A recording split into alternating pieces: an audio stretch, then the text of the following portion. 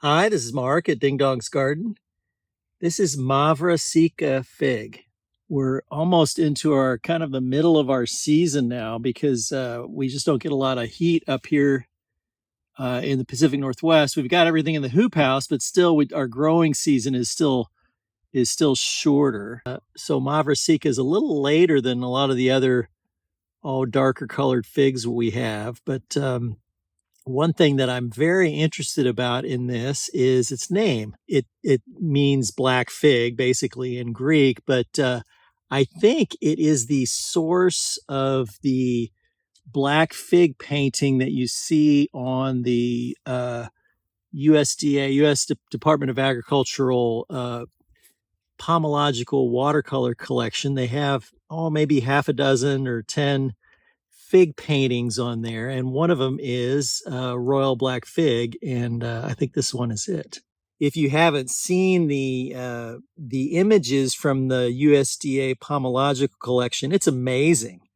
The federal government hired artists at the end of the 19th century and the early part of the 20th century to make drawings of fruit types.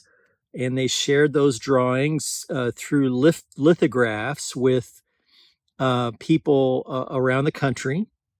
But anyway, they went around and they painted all these fruit, and some of them are beautiful. If you are into orcharding or interested in the fruit types that they drew, it kind of makes it even more special. But the art itself is pretty amazing. Let's go ahead and pull a couple of these and see what they taste like.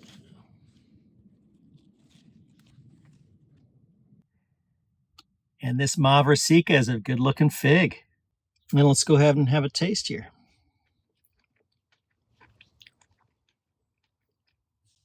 That's good. I think this was I let this one ripen up a little more than some of the others that I've picked.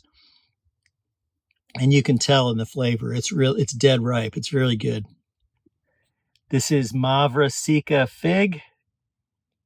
It is kind of a mid-season for us in terms of ripening, but it looks very similar to a lot of the other Mount Etna type figs.